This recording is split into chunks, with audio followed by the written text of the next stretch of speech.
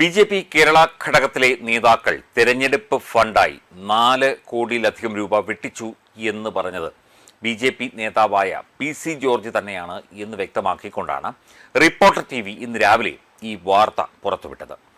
The soul of royal art, Kairali Jewelers.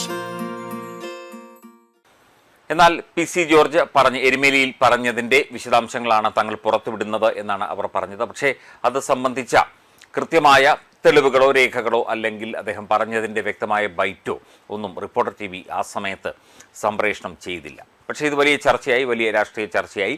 കേരളമടക്കം ഇത് ഈ ഒരു വിഷയത്തിൽ കേരളത്തിലെ പല മേഖലകളിൽ ബി.ജെ.പി. മേഖലകളിലൊക്കെ തന്നെ ഇത് വലിയ തോതിലുള്ള ചർച്ചയായി. ബി.ജെ.പി. നേതൃത്വം തന്നെ ഈ വിഷയത്തിൽ ഇടപെട്ടു. രാജീവ് ചന്ദ്രശേഖർ ഈ വിഷയത്തിൽ ഇടപെട്ടു. അങ്ങനെ വലിയ വാർത്താ പ്രാധാന്യം ഈ ഒരു സംഭവത്തിന് കിട്ടി. അതിനുശേഷമാണ് താൻ അങ്ങനെ പറഞ്ഞിട്ടില്ല, പറഞ്ഞെങ്കിൽ തന്നെ അത് തെറ്റായിപ്പോയി എന്നുള്ള ഒരു മാനമാണ് പി.സി. ജോർജ് പിന്നീട് നൽകിയത്. തന്നെ ആരോ തെറ്റിദ്ധരിപ്പിച്ചതാണ് എന്നുള്ള ചില ഭാഷ്യങ്ങളും അദ്ദേഹം നടത്തിയതായി പിന്നീട് വാർത്തകൾ വന്നു. നേരത്തെ പൂഞ്ഞാറിലെ തെരഞ്ഞെടുപ്പ് ഫണ്ട് അടിച്ചുമാറ്റിയെന്ന് അദ്ദേഹം ബി.ജെ.പി. വേദിയിലാണ് ആരോപിച്ചതായി വാർത്ത വന്നത്. എരുമേലിയിൽ നടന്ന ബി.ജെ.പി. യോഗത്തിലാണ് പി.സി. ജോർജ് ആരോപണം ഉന്നയിച്ചതായി പറയപ്പെടുന്നത്. 4.25 കോടി രൂപ പൂഞ്ഞാറിൽ പാർട്ടി ചെലവാക്കിയെന്നും അതിൻ്റെ കണക്ക് കാണിച്ചാൽ പാർട്ടി പ്രവർത്തകർക്ക് നാണക്കേടാകും എന്നുമാണ് പി.സി. ജോർജ് പറഞ്ഞത്. ഓരോ ബൂത്തിലും 31,000 രൂപ നൽകാൻ ആവശ്യപ്പെട്ടെങ്കിലും പലർക്കും പണം ലഭിച്ചിരുന്നില്ല. സജി കുരിക്കാടിനെയാണ് ഫണ്ടിൻ്റെ ചുമതല ഏൽപ്പിച്ചിരുന്നത് എന്നും പി.സി. ജോർജ് പറഞ്ഞതായി വാർത്ത വന്നു. ഇത് വലിയ ചർച്ചയായതോടെയാണ് പി.സി. ജോർജ് ഇപ്പോൾ ഈ ഒരു കാര്യം അതിൽ വിശദീകരണം നൽകിയിരിക്കുന്നത്. എരുമേലിയിൽ താൻ പറഞ്ഞത് തെറ്റിദ്ധാരണ മൂലമാണെന്ന് ആണ് ജോർജിൻ്റെ വാദം. ഒരു നിയമസഭാ മണ്ഡലത്തിൽ സ്ഥാനാർത്ഥിക്ക് ചെലവഴിക്കാനാവുക 40 ലക്ഷം രൂപയാണ്. എന്നാൽ തനിക്ക് അത്ര ചെലവായില്ലെന്നും അദ്ദേഹം പറഞ്ഞു. എരുമേലിയിൽ ഞാൻ പറഞ്ഞത് തെറ്റാണ്. സജി കുരിക്കാട് ഹയർ സെക്കൻഡറി സ്കൂളിൽ നിന്ന് വിരമിച്ച അധ്യാപകനാണ്. 5 പൈസ പോലും മോഷ്ടിക്കുന്ന ആളല്ല. ഇതാണ് സത്യം. എരുമേലിയിൽ പറഞ്ഞ കാര്യങ്ങളിൽ ക്ഷമ ചോദിക്കുന്നതായും പി.സി. ജോർജ് പറഞ്ഞതായി മാധ്യമങ്ങൾ റിപ്പോർട്ട് ചെയ്യുന്നു.